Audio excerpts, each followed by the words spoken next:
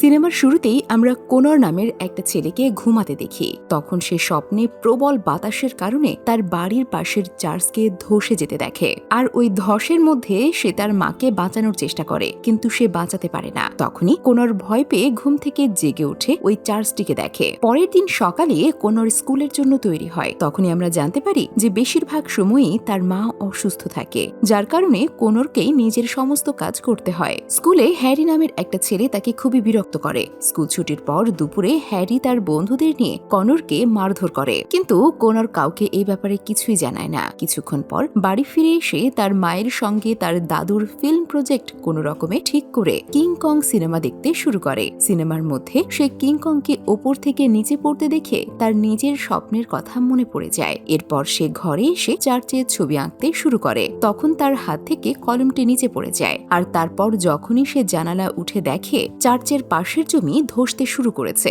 আর দেখতে দেখতে পাশের একটা গাছ মনস্টারে পরিণত হয়ে গেছে। গাছটি কোনরের কাছে এসে বলে, আমি তোমার জন্য এখানে এসেছি। তাকে দেখে কোনর ভয়ে লুকিয়ে পড়ে। তখন মনস্টারটি দেওয়াল ভেঙে কনরকে ধরে বলে, আমি তোমাকে 3টি গল্প শোনাবো, আর তারপরে 4র্থ গল্প তুমি আমাকে শোনাবে, যেটা তোমার স্বপ্ন। কিন্তু কনর তাকে কিছুই বলতে চায় না। তাই মনস্টারটি যখনই কনরকে খাওয়ার জন্য মুখ খোলে, তখনই আমরা দেখতে পাই এই সবকিছু কনরের ইমাজিনেশন। সেই সময় কনর তার ঘরেই বসে থাকে। এরপর সে ভয় পেয়ে তার মায়ের পাশে শুয়ে পড়ে। পরের দিন সকালে কনর ওই চার্চের পাশে গিয়ে ওই গাছটাকে দেখে, যে তার ভিশনে মনস্টার হয়ে গিয়েছিল। এরপর সে বাড়ি ফিরে এসে তার নানিমাকে দেখে অবাক হয়ে যায়। তার নানিমা তাকে বলে, এখন থেকে তুমি আমার সঙ্গে থাকবে। কিন্তু কনর রাজি হয় না। সে তার মাকে ছেড়ে কিছুতেই যেতে চায় না। তখনই তার মায়ের শরীর অসুস্থ হয়ে পড়ে, কিন্তু তার নানিমা ঔষধ খাইয়ে দেয়, যার ফলে তার মা একটু স্বাভাবিক বোধ করে। এরপরে রাতের বেলায় কনর নানিমা তার রুমে ঘুমায়, আর কনর বাইরে সোফায় শুয়ে পড়ে। তারপর সে আবারও ওই স্বপ্নটা দেখে, আর তখনই তার ঘুম ভেঙে যায়। তখন সে দেখে বাইরে খুব জোরালো বাতাস বইছে। ঘড়িতে তখন 12টা 7। যখন সে দরজা খুলে, তখন সে আবারও সেই মনস্টার গাছটি এসে কনরকে গল্প শোনাতে চায়। তখন কনর বলে, আমি কোনো স্টুপিড গল্প শুনবো না। এই কথা বলে সে সেখান থেকে চলে যায়। এরপর মনস্টার তাকে ফোর্সফুলি গল্প শোনানোর কথা বলে। এটা শুনে কনর রাজি হয়ে যায়। তখন মনস্টার তার 2টো হাতের শেকড় দিয়ে ধরে কনরকে লাইভ গল্প দেখাতে লাগে। গল্পের শুরুতেই অনেকদিন আগে এক রাজা তার ওয়াইফ এবং 2 ছেলের সঙ্গে থাকত, কিন্তু একটা যুদ্ধে তার 2 ছেলের মৃত্যু হয়ে যায়, যার কারণে রানী নিজেকে সামলাতে না পেরে সেও মারা যায়। কিন্তু রাজা কোনো রকমে নিজেকে সামলে তার নাতির ভালোভাবে দেখাশোনা করতে শুরু করেন। কিছুদিন পর রাজা আবার বিয়ে করে, আর তার নতুন ওয়াইফ হলো একটা ডাইনি। সে একদিন সুযোগ বুঝে রাজাকে বিষ খাইয়ে মেরে দেয়। যেহেতু প্রিন্স তখন ছোট ছিল, তাই সে রাজ্যের রানী হয়ে যায়। এসব দেখে প্রিন্স রেগে গিয়ে সেখান থেকে চলে যায় অন্য জায়গায়, এবং সে সেখানেই থাকতে শুরু করে। সেখানে সে একটা কৃষকের মেয়েকে পছন্দ করে বিয়ে করে নেয়, কিন্তু তাদের উপর শয়তান রানীর নজর ছিল, যার কারণে তারা রানীর হাত থেকে পালিয়ে একটা গাছের নিচে গিয়ে আশ্রয় নেয়। প্রিন্স ঘুম থেকে উঠে সকালে দেখে তার ভাইপো মারা গিয়েছে। এরপরে রাজ্যের মানুষেরা ওই মনস্টার গাছের সঙ্গে মিলে রানীর উপর অ্যাটাক করে দেয়। কিন্তু পরে আমরা জানতে পারি আসলে প্রিন্স নিজেই তার ওয়াইফকে মেরেছে, যাতে রাজ্যের মানুষের মনে হয় যে রানী মেরেছে। আর অন্যদিকে রাজা ভালোভাবে রাজ্য চালাতে পারছিল না বলে রানী তাকে বিষ খাইয়ে মেরে দেয়। এসব কিছু শুনে কনর মনস্টার গাছটিকে জিজ্ঞেস করে, তাহলে তাদের দুজনের মধ্যে আসলে কে ভালো? তখন মনস্টার গাছটি বলে, প্রিন্স ভালো ছিল না। বিনা কারণে কৃষকের মেয়ে মারা যায়। আসলে কেউই ভালো বা খারাপ হয়ে আসে না। তারপর মনস্টার গাছটি রাজ্যকে শয়তান রানীর হাত থেকে বাঁচিয়ে নেয়। এরপরই প্রিন্স রাজা হয়ে রাজ্য চালাতে শুরু করে। তখন কনর বলে, তুমি আমাকে আমার নানির হাত থেকে বাঁচাও, কিন্তু মনস্টার গাছটি তাকে সাহায্য করতে বারণ করে দেয়। এরপর কনর স্কুলে যায়। সেখানে সে চুপচাপ বসে থাকে, কারো সঙ্গে কোনো কথা বলে না। তারপর সে বাড়ি ফিরে আসে। তখন তার নানি তাকে আবারও বলে যে তোমাকে আমার সঙ্গে থাকতে হবে, কিন্তু কনর তার সঙ্গে যেতে রাজি হয় না। তখন তার মা তাকে বলে, ঔষধ আমার কাজে লাগে না, তাই আমাকে হসপিটালে অ্যাডমিট হতে হবে, আর ততদিন পর্যন্ত তোমাকে তোমার নানিমার কাছেই থাকতে হবে। পরের দিন স্কুলে আবারও হ্যারিকে মারধর করে। এরপর আমরা দেখতে পাই কনর তার নানিমার সঙ্গে থাকতে শুরু করেছে। সেখানে তার নানিমা অফিস যাওয়ার আগে কনরকে বলে, তুমি কিন্তু কোনো জিনিসে হাত দেবে না। এরপর কনর টাইম পাস করার জন্য গল্পের ওই মনস্টার গাছটির ছবি আঁকতে শুরু করে দেয়। তখনই বাড়ির ডোরবেল বেজে ওঠে। যখন কনর দরজা খোলে, তখন সেখানে তার বাবাকে দেখে খুবই খুশি হয়ে যায়। তারপর সে তার বাবার সঙ্গে পার্কে গিয়ে খুব এনজয় করে। সেখানে কনর তার তার বাবাকে বলে, আমি ওই বৃদ্ধ নানিমার কাছে থাকতে চাই না, আমি তোমার সঙ্গে থাকতে চাই। তখন তার বাবা তাকে বোঝায় যে তার অবস্থা এখন খুবই খারাপ যাচ্ছে, তাই তাকে এখন তার নানিমার সঙ্গেই থাকতে হবে। এই কথা বলে সে কনরকে তার নানিমার বাড়িতে রেখে যায়। তখন কনর তার বাবার উপর রাগ করে বাড়ির ভেতর চলে যায়। সেখানে সে তার ঘড়ির টাইম বদলে 12টা 7 করে দেয়। আর তখনই সেখানে সেই মনস্টার গাছটি চলে আসে। তখন সেই মনস্টার গাছটিকে গল্প শোনাতে বলে। মনস্টারটি বলে, একদিন ভেষজ ঔষধ তৈরি করে এমন এক ব্যক্তি জঙ্গলে ঔষধ খুঁজছিল। অন্যদিকে চার্চের ফাদার তার 2 মেয়ের সঙ্গে থাকতো। একদিন ওই ঔষধালা চার্চের পাশের একটা গাছে ঔষধ নেওয়ার জন্য আসে। ওই গাছের ফুল দিয়ে রোগ ভালো করার ঔষধ তৈরি করা যায়। তখন চার্চের ফাদার সেখান থেকে কিছু নিয়ে যেতে দেয় না। তখন ওই ব্যক্তি সেখান থেকে চলে যায়। একদিন ফাদারের 2 মেয়ে কঠিন রোগে আক্রান্ত হয়ে পড়ে। তখন ফাদার জঙ্গলে ওই ব্যক্তির কাছে গিয়ে বলে, তুমি দয়া করে আমার মেয়েদের চিকিৎসা করো। কিন্তু ওই ব্যক্তি বারণ করে দেয়। সে বলে, ওই সময় আমি অনেক মানুষের প্রাণ বাঁচাতে পারতাম, কিন্তু তুমি গাছ থেকে ফুল নিতে দাওনি বলে আমি সেটা করতে পারিনি। এর পরের দিনই ফাদারের 2 মেয়ে মারা যায়। এর পরে আমরা দেখতে পাই এই গল্পে কনর আর ওই মনস্টারও উপস্থিত রয়েছে। তারা দুজনেই ফাদারের বাড়ির কাছে চলে আসে। মনস্টারটি কনরকে জিজ্ঞাসা করে যে, বলো এবার কি করব?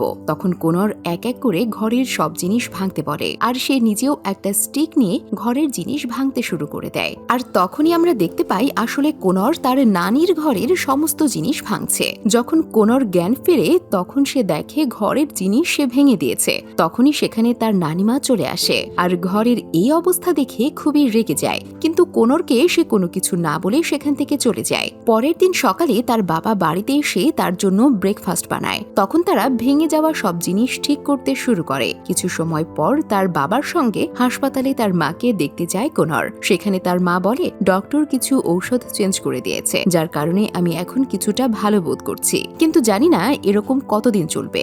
এরপর রাতের বেলায় কনর 12টা 7 জন্য অপেক্ষা করতে থাকে। আর যখনই 12টা 7 হয় তখনই সে বাড়ির বাইরে এসে মনস্টারটিকে বলে, তুমি আমার মাকে ঠিক করে দাও। কিন্তু মনস্টারটি বলে, আমি ঠিক করতে পারবো না।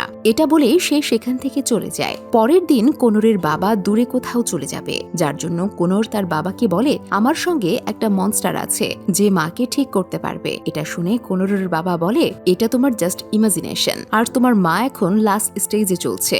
এই কথা বলে সে সেখান থেকে চলে যায়। রাতের বেলা কনর তার নানিমাকে তার ছোটবেলার ভিডিও দেখতে দেখে। এরপরে কনর তার ঘরে এসে ওই মনস্টারটির ছবি আঁকতে শুরু করে। আর এদিকে দিন দিন তার মায়ের অবস্থা আরো খারাপ থেকে খারাপতর হতে লাগে। তাই কনর খুবই চিন্তিত হয়ে পড়ে। একদিন স্কুলে হ্যারি কনরের কাছে এসে বিরক্ত করে বলে যে সে সব সময়ের জন্য তাকে ছেড়ে চলে যাচ্ছে, আর তার জন্য কনর অদৃশ্য হয়ে যাবে, আর তার মায়ের তাড়াতাড়ি সুস্থতা হবার কামনা করে। মায়ের কথা শুনে কনর খুবই রেগে যায়। আর তখন ঘড়িতে 12টা 7 হয়ে যায়। তখনই সেখানে মনস্টারটি চলে আসে আর কনরকে বলে, এবার আমি তোমাকে 3য় নম্বর গল্প শোনাবো। সে বলে, এক ব্যক্তি আছে যাকে কোনো মানুষই গুরুত্ব দেয় না, সবাই তাকে ইনভিজিবল মনে করে। এটা শুনে কনর রেগে গিয়ে হ্যারির দিকে দৌড়ে যায় আর তাকে খুবই খারাপভাবে মারধর করে, যার ফলে হ্যারিকে হসপিটালে পর্যন্ত অ্যাডমিট হতে হয়। প্রিন্সিপাল কনরকে জিজ্ঞেস করে যে সে কেন হ্যারিকে মেরেছে। প্রিন্সিপাল তবুও কনরকে শাস্তি দেয় না, কারণ প্রিন্সিপাল তার মায়ের অবস্থা সম্পর্কে জানতো। এরপর আমরা দেখতে পাই ক্লাসের সবাই কনরকে লক্ষ্য করতে শুরু করে। একদিন কনরের মায়ের অবস্থা খুবই খারাপ হয়ে যায়, সেজন্য কনরকে স্কুল থেকে ডেকে নেয়। সে তার মায়ের অবস্থা দেখে খুবই কষ্ট পেয়ে কাঁদতে লাগে। তারপর সে দৌড়ে গিয়ে চার্চের পাশের মনস্টার গাছটিকে জাগাতে শুরু করে। এরপর গাছটি জেগে উঠে কনরকে বলে, আমি তোমার মাকে সুস্থ করতে পারবো না, আমি তোমার মায়ের জন্য নয়, বরং আমি তোমাকে ঠিক করতে এসেছি। তখন কনর জোরে চিৎকার করতে লাগে। তখনই মনস্টারটি কনরকে সেই স্বপ্ন দেখায় যে স্বপ্ন সে সব সময় দেখত। আর এইবার যখনই কনরের মা তার সামনে আসে তখনই হঠাৎ চার্চটি ভেঙে সেখানকার জমি ধসতে শুরু করে দেয়। এর কারণে তার মাও নিচে পড়ে যায়। কনর তার মাকে বাঁচানোর অনেক চেষ্টা করে, কিন্তু এইবারও সে তার মাকে বাঁচাতে পারে না। তখন মনস্টারটি কনরকে বলে, তুমি কোন কথা লুকাচ্ছ সেটা আমাকে বলো। তখন কনর সব সত্যি কথা বলে দেয় যে সে সবসময় তার মাকে কষ্টে দেখেছে, সে তার মায়ের কষ্ট সহ্য করতে পারে না, তাই সে গডের কাছে প্রার্থনা করেছে যে খুব তাড়াতাড়ি যেন সে তার মাকে তার কাছে ডেকে নেয়। এটা শুনে মনস্টারটিও ইমোশনাল হয়ে পড়ে। সে কনরকে বলে, তোমাকে তোমাকে তোমার মায়ের অবস্থা অ্যাকসেপ্ট করতে হবে। এরপর কোনর মনস্টারটিকে জড়িয়ে ধরে বলে, আমি স্বপ্নে সব সময় মাকে বাঁচানোর চেষ্টা করেছি, কিন্তু বাঁচাতে পারিনি। মনস্টারটি বলে, তুমি তোমার মাকে যেতে দাও। এই সবকিছু বলার পর মনস্টারটি ওই 3টি গল্পের মানে বলে, যে প্রথম গল্পে প্রিন্স খারাপ হওয়া সত্ত্বেও সে মানুষের কাছে ভালো হয়ে গেছে, দ্বিতীয় গল্পে ঔষধওয়ালা মতলবী হওয়া সত্ত্বেও সে মানুষের ভালো করেছে, আর তৃতীয় গল্পে ওই ইনভিজিবল ব্যক্তি সবার সামনে নিজেকে প্রমাণ করে নিজের একটা জায়গা তৈরি করে নেয়। এখানে আমরা বুঝতে পারি যে এই 3টি গল্প কোথাও না কোথাও কনরের সঙ্গে যুক্ত, আর কনর ক্লান্ত হয়ে ওই মনস্টারের হাতেই ঘুমিয়ে পড়ে। পরে আমরা কনরকে চার্চের পাশে ওই গাছের নিচে শুয়ে থাকতে দেখি। আসলে ওই মনস্টার কনরের শুধুমাত্র ইমাজিনেশন ছাড়া আর কিছুই ছিল না, যে কনরকে একা অনুভব করতে দেয়নি। এরপরে রাতের বেলায় তার নানি খুঁজতে খুঁজতে এসে কনরকে নিয়ে হসপিটালে যায়। রাস্তায় যেতে যেতে কনর তার নানির সঙ্গে ভালোভাবে কথা বলে। তারপর তাদের মধ্যে খুব ভালো একটা বন্ডিং তৈরি হয়ে যায়। এরপর কনর হসপিটালে গিয়ে শেষবারের জন্য তার মাকে জড়িয়ে ধরে ইমোশনাল হয়ে পড়ে। এদিকে আমরা দেখতে পাই ওই মনস্টারটি হসপিটালে আসে। এরপর যখন 12টা 7 মিনিট হয়, তখনই কনরের মা তাকে ছেড়ে চলে যায়। এরপরে তার নানিমা তাকে তার মায়ের ঘরে পুরনো একটা চাবি দেয়। এখন থেকে ওই ঘরেই কনর থাকবে। ঘরের মধ্যে কনর তার মায়ের একটা পুরনো ড্রয়িং ফাইল পায়। ওই ফাইলে আগে থেকে ওই 3টি গল্পের চরিত্র আর এমন 4টি ছবি আঁকা রয়েছে। আর এর থেকেই আমরা বুঝতে পারি কনরের মাও তার নিজের কষ্ট লুকানোর জন্য সেও মনস্টার গাছ কল্পনা করত।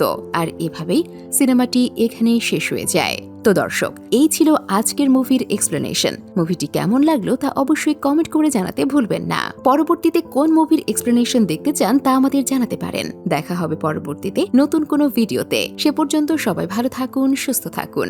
ধন্যবাদ।